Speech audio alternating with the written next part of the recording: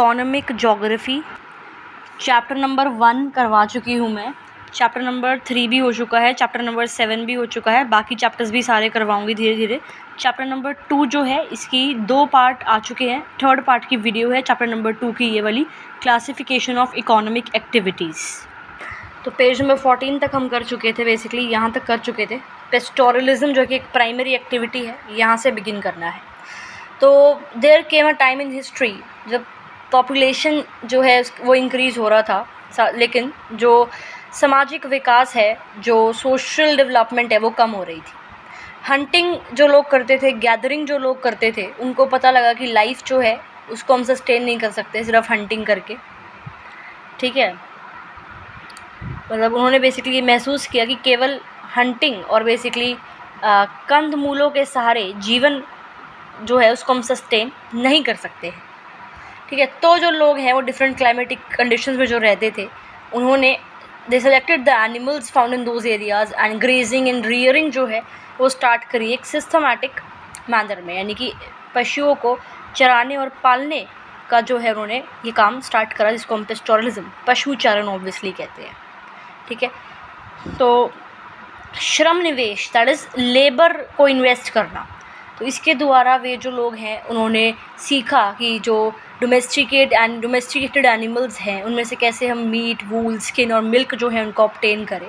तो initial stages में civilisation के मैन जो है वो rearing, breeding and conservation of biological natural resources में धीरे धीरे डलने लग रहा था। पेस्टोरलिज्म को धीरे धीरे अपनाने लग रहे थे ह्यूमन बींग्स, हंटिंग और गैदरिंग से शिफ्ट करके एग्रीकल्चर वगैरह, एनिमल हस्बेंड्री वगैरह ये सब जो है स्टार्ट कर रहे थे। तो जो एनिमल हस्बेंड्री है और बेसिकली पेस्टोरलिज्म है, आपका पशुचारण है, पशुपालन है, ये जो है आपके ग्रासलैंड्स का इम्पॉर्टेंट इकोनॉमिक एक्टिविटीज़ हैं ये दोनों ग्रासलैंड्स में। सम एरियाज़ में जो ये बिजनेसेस हैं ये सब्सिस्टेंस के लिए होती है, ये अपने काम चला लिया पशुचारण और पशुपालन से। और कुछ ऐसे एरियाज़ हैं जहाँ पे ये जो एक्टिविटीज़ हैं, इकोनॉमिक एक्टिविटीज़ जो ये दोनों हैं, ये कमर्शियल पर्पस के लिए जो है करी जाती है। समवेयर जो ये इंडस्ट्री है पेस्टोरलिज्म की, कई लोग जो पेस्टोरलिज्म है, पशुचालन और पशुपालन जो है इसको बिल्कुल ही प्रिमिटिव मेथड से करते हैं, और कई जगह इन दोनों एक्टिविटीज़ को मॉडर्न और साइंटिफिक मेथड के द्वारा जो है किया जाता है। बहुत डिफरेंस है लाइफस्टाइल में और वर्किंग स्टाइल में। जो लोग एनिमल हस्बेंड्री में आपके हैं इंक्लूडेड, और जो लोग पेस्टोरलिज्म, मतलब पेस्टोरलिज्म में और एनिमल हस्बेंड्री में जो लोगों का रहने सहने का तरीका है, काम करने का ढंग है, उसमें काफ़ी अंतर पाया जाता है, राइट। तो देयरफॉर इस मेथड के बेसिस पे इस बिज़नेस को, पेस्टोरलिज्म बेसिकली जो है इसको हम 2 भागों में डिवाइड कर देते हैं, नोमैडिक हर्डिंग और कमर्शियल लिवली स्टॉक रियरिंग, ठीक है। अब इसको थोड़ा सा हम ज़रा डिटेल में देखते हैं। तो नोमैडिक हर्डिंग जो है ये एंशियंट ऑक्यूपेशन रही है सब्सिस्टेंस के लिए, अपने खुद के पालन पोषण के लिए, खुद के लिवलीहुड के लिए एक एंशियंट इकोनॉमिक एक्टिविटी जो है ये थी। तो कुछ जो हर्डर्स हैं वो परमानेंट लाइफ नहीं जीते थे, एक जगह से दूसरी जगह घूमते रहते थे, इसलिए इनको चलवासी, दैट इज़ नोमैड्स जो है वो बोला जाता है। बेसिकली इनकी जो लाइफ है वो नोमैडिक थी, नोमैड से एक जगह दूसरी जगह घूमते थे, ये परमानेंट लाइफ नहीं थी, परमानेंट जगह पर नहीं रहते थे, चलवासी पशुचारण, इसलिए नोमैडिक हर्डिंग जो है इस एक्टिविटी को बोला जाता है। 3 मेन एरियाज़ हैं नोमैडिक एनिमल हर्डिंग के, ठीक है। पहला कौन सा है मेन एरिया जो है वो आपका अटलांटिक कोस्ट ऑफ उत्तरी Africa, that is north Africa से लेके सारा डेजर्ट, ईस्टर्न कोस्टल प्लेन जो है आपका लिखा हुआ है ना, eastern coastal plain of Africa, फिर जो आपका अरेबियन पेनिनसुला है, फिर इराक है, ईरान है, अफ़गानिस्तान है और मंगोलिया है एंड सेंट्रल चाइना है। मेन एरिया ये आपका होता है नोमैडिक हर्डिंग का, ठीक है। And this is spread about in the area of 5600 square kilometres. फिर दूसरा क्षेत्र जो है it is situated on the southern border of tundra in Eurasia, जो नॉर्वे से लेके स्वीडन तक है बेसिकली, ठीक है, पश्चिम में इन द वेस्ट। नॉर्वे से स्वीडन इन द वेस्ट से लेकर कहाँ तक है, कामचटका पेनिनसुला जो है ईस्टर्न पार्ट ऑफ रशिया में, वहाँ तक। तो ये सेकंड क्षेत्र हो गया जहाँ पे नोमैडिक हर्डिंग की जाती है। थर्ड रीजन इन दोनों के कंपैरिजन में रिलेटिवली स्मॉलर है and it is spread in your दक्षिणी हेमिस्फीयर बेसिकली जो है आपका, यानी कि सदर्न हेमिस्फीयर जो है वहाँ पे साउथ वेस्ट अफ्रीका में और वेस्टर्न पार्ट ऑफ मडगास्कर में, वहाँ पर इसका तीसरा क्षेत्र है। तो फीचर्स क्या है नोमैडिक हर्डिंग के? तो जो ये हर्डर्स हैं एक जगह से दूसरी जगह मूव करते रहते हैं ये, ठीक है, अपने डोमेस्टिक एनिमल्स के साथ, वाटर और पैस्चर की अवेलेबिलिटी के लिए, उनकी नीड्स के लिए कि वाटर और पैस्चर उनको चाहिए होता है, तो इसलिए एक जगह से दूसरी जगह मूव करते रहते हैं। नोमैडिक हर्डिंग में जो कैटल है, जो कैटल रियरर्स बेसिकली हैं, जो ये नोमैडिक हर्डर्स हैं, पशुपालक जो हैं, ठीक है, वो ना तो फॉडर क्रॉप्स को ग्रो करते हैं और ना ही घास उगाने की व्यवस्था करते हैं, ठीक है। तो देयर एनिमल्स जो हैं वो कम्प्लीटली नेचुरल वेजिटेशन पे ही डिपेंडेंट रहते हैं, ठीक है। उससे आगे फीचर्स पढ़ने से पहले जरा हम ये मैप देख लेते हैं। इसमें क्या बता रखा है आपको नोमैडिक हर्डिंग के क्षेत्र संसार में, ठीक है। तो ये आपको जो शेडेड रीजन दिख रहे होंगे, ये 3 रीजन्स जो हमने देखे हैं, ये इन लोकेशंस को ये आपको वर्ल्ड मैप पे बेसिकली दिखाना है। नेक्स्ट फीचर नोमैडिक हर्डिंग का अगर देखें तो एवरी हर्डर ग्रुप जो है वो एक स्पेसिफिक ग्रेजिंग एरिया में मूव करते हैं और जो ग्रेजिंग एरियाज़ उनकी क्लियर बाउंड्रीज होती हैं, ठीक है। उनको पता है कि where and how much water and grass available होगी depending on season in the area they roam, यानी जिस सीज़न में, जिस एरिया में, जिस क्षेत्र में वो होते हैं, तो उन्हें अंदाज़ा होता है कि वहाँ पे कितना पानी और कितनी घास जो है मिलेगी।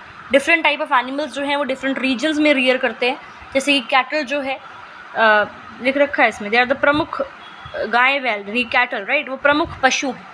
दे are the main animals in rich pastures of tropical Africa. Tropical Africa में वो जो है मेन एनिमल्स है रिच पैस्चर्स में ट्रॉपिकल अफ्रीका के।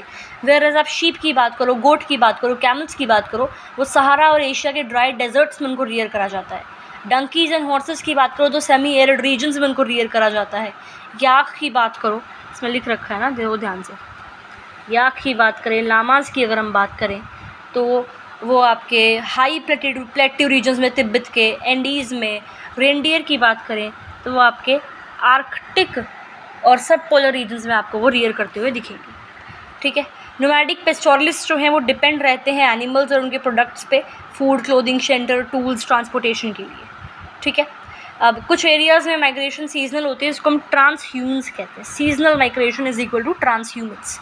एग्जाम्पल माउंटेनियस रीजन्स जो है हिमालय के, इंडिया में, ठीक है। Groups of Gurjar, Bakarwal, Gaddi and भूतिया पीपल जो हैं they migrate with their animals from the plains to mountain regions in summers, ठीक है।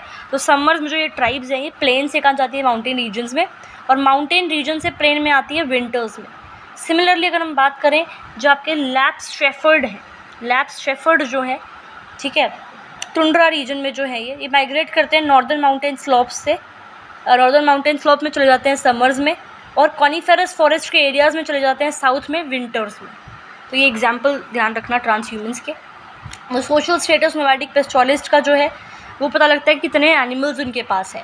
नोमैडिक हर्डिंग जो है वो एक यूनिक फॉर्म प्रोवाइड करता है इकोलॉजिकल और कल्चरल एडेप्टेशन का।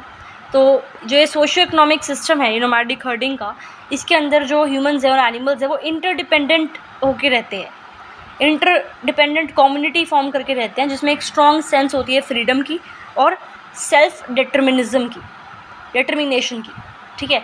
Nomadic herding and martial status situations अगर हम देखें तो ज़रा ये देखो, तो जो एरियाज़ है नोमैडिक हर्डिंग के, जनरली ये वो एरियाज़ हैं जहाँ पे हार्श नेचुरल कंडीशंस है। these areas are either extremely hot and dry or extremely cold. Due to extreme climate जो ग्रासेस हैं, जो बुशेज़ हैं, वो स्मॉल और स्कैटर्ड पीसेज में ही मिलेंगी। ऑल्सो जब ड्राई सीजन आता है तो डेंसिटी ऑफ ग्रास जो है वो भी कम हो जाती है, तो carrying capacity per unit in grasslands कम हो जाती है। तो शेफर्ड्स जो हैं उनको अपने एनिमल्स को बहुत ही वाइड एरिया में ग्रो करना पड़ता है, ठीक है, समझ में आ रहा होगा बहुत ईजीली। फिर एनिमल हस्बेंड्री जो है टुंड्रा रीजन में वो डिफरेंट है animal husbandry in drier region से। यहाँ पर जो टुंड्रा रीजन है, विंटर सीजन जो है वो लॉन्ग रहता है और हार्श रहता है, इन विच सिर्फ आपको ये जो छोटी छोटी वेजिटेशन है ये बेसिकली उस एरियाज़ में मिलती है, जैसे कि मॉसेस या लिचन, ठीक है, और रेनडियर इसी चौरे पर ही निर्वाह करते हैं, ठीक है। तो रेनडियर जो है बेसिकली इसी फॉडर पे ही वो क्या करते हैं, सर्वाइव करते हैं। फिर नेक्स्ट है coming change in the lifestyle of nomadic herding. तो लास्ट फ्यू डिकेड्स में, राइट, जो नोमैडिक हर्डर्स हैं उनकी जो अर्थव्यवस्था है, उनकी जो लाइफस्टाइल, उसमें काफ़ी ज़्यादा चेंज आया है,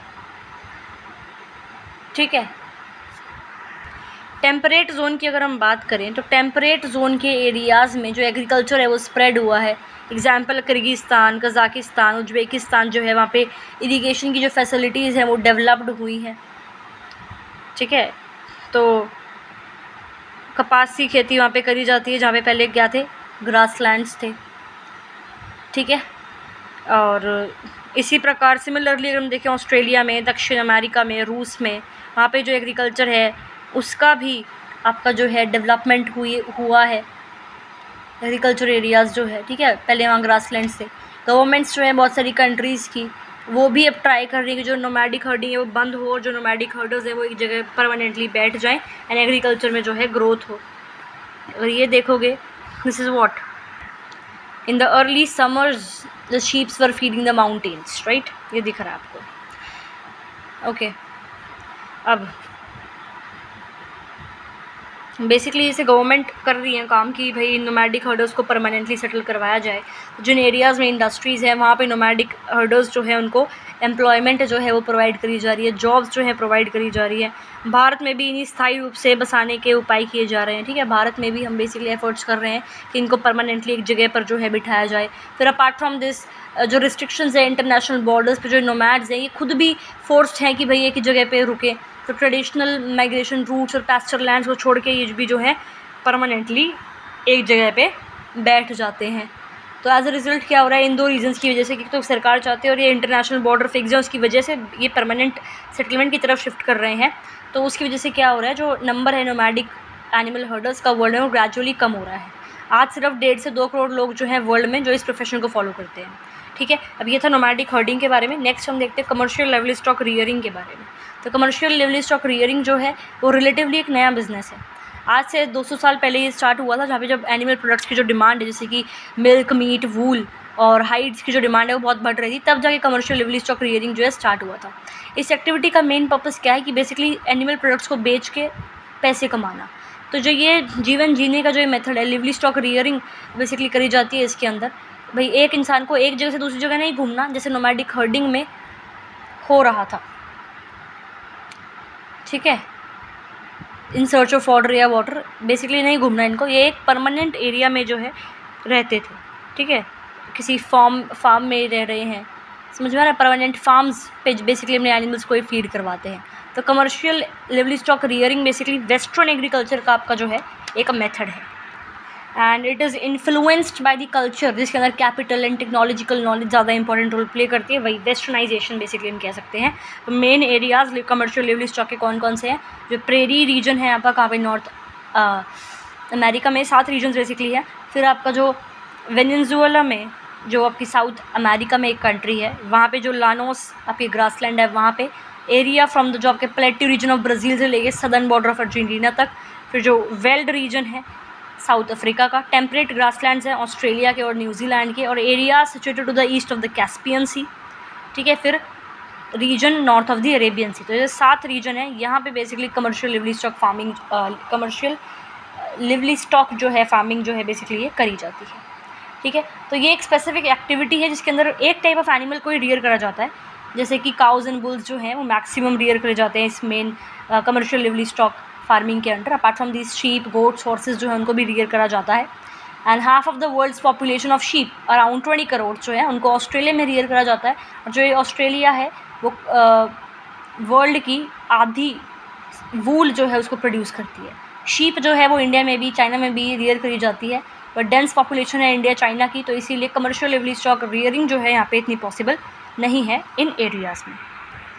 ये मैप में आप देख सकते हो world commercial lively stock sector कहाँ पे बेसिकली है, कि क्षेत्र बेसिकली कहाँ पे है। इंडिया और चाइना में क्यों नहीं है, रीज़न बता चुकी हूँ। फिर यहाँ से हम करते हैं फीचर्स ऑफ कमर्शियल रियरिंग। बाकी बचा हुआ चैप्टर पार्ट 4 में, and last part chapter complete हो जाएगा फिर।